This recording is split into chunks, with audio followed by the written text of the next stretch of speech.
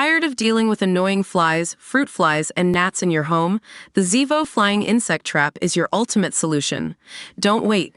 Check out the link in the video description now to get your Zevo Flying Insect Trap on Amazon and enjoy a bug-free home today. Rihanna albums used to come around like clockwork every year. But ever since 2016, there has been a reshaped hole in our lives and on playlists up and down the country. So I can't tell you how happy I am to report that after almost a decade, Rihanna's ninth album is finally on the cusp of being released. I can reveal the Diamonds singer is also in talks for a huge world tour throughout 2025, which has the potential to be one of the biggest comebacks of all time. But the good news for Rihanna's fans does not stop there. As I understand, she is once again at the top of Glastonbury's list to headline next summer's event. She had secretly been booked to perform at Worthy Farm in 2023, but dropped out after becoming pregnant with her second child Riot, with rapper A$AP Rocky. Instead, the Somerset Festival was headlined by Arctic Monkeys, Guns N' Roses, and Sir Elton John that year. Her whole comeback was initially scheduled for 2023, with the Super Bowl halftime show due to fire the starting gun on her return. I can't blame her for putting the brakes on to be with her young family. But it sounds like she is now raring to go again with the follow-up to 2016's Anti, which spawned the mega-hit work. A well-placed music insider said, "It's been a running joke how long Rihanna's ninth album has taken to be released, but finally the wait is almost over." Over the years, so many songs have been recorded with loads of different people, including Alesso and Diplo. She has gone from pop to reggae to hip-hop and everything in between. But because she wants it to sound fresh, and because of where Rihanna is at in her life, practically everything was scrapped. Some have been reworked, but the majority was canned completely when she went back to the drawing board earlier this year. Rihanna has been back in the studio for a while now, and things are finally coming together.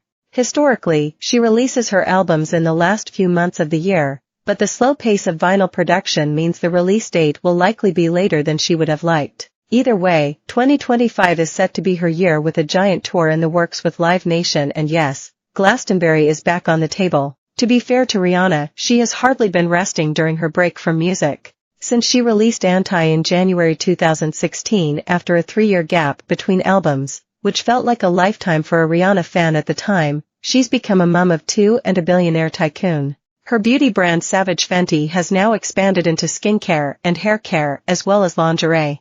That has made her a fortune and shows no sign of slowing down, so I can't blame her for focusing on that. Teasing her return to the charts, Rihanna said earlier this year, "Music for me is a new discovery, I'm rediscovering things. I have been working on the album for so long that I just kind of put all that stuff aside, and now, I'm prepared to go back in the studio. Now I'm prepared, so I'm gonna start. I used to be in the studio, only the studio, for 3 months straight. Life now is fashion one day, lingerie the next, beauty the next, then music the next.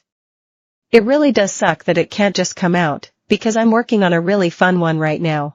I'm really happy with a lot of the material we have so far, but I am not going to put it out until it's complete." Much like Anti, which featured collaborations with Drake and SZA, there are expected to be some other stars alongside her on the album. A second music source said, "Rihanna has been tapping up artists she really likes, and has been very busy behind the scenes. It is no coincidence she was with Nigerian singer Ayra Starr in Barbados last week. She loves her vibe." They met earlier this year and have been talking about working together. There are a handful of artists she has been collaborating with this year to perfect the album. She knows the expectations are sky high, but she wants to pull something out of the bag that is different from anything she has done before. Next year will also mark a mind-boggling 20 years since Rihanna released her debut album Music of Our Channel, so that adds an extra poignancy to her return, even if it does make me feel old. Over the years, she has had a whopping 31 top 10 singles, including 9 No One's such as Take a Bow, What's My Name, and We Found Love. And no one could forget Umbrella, WH.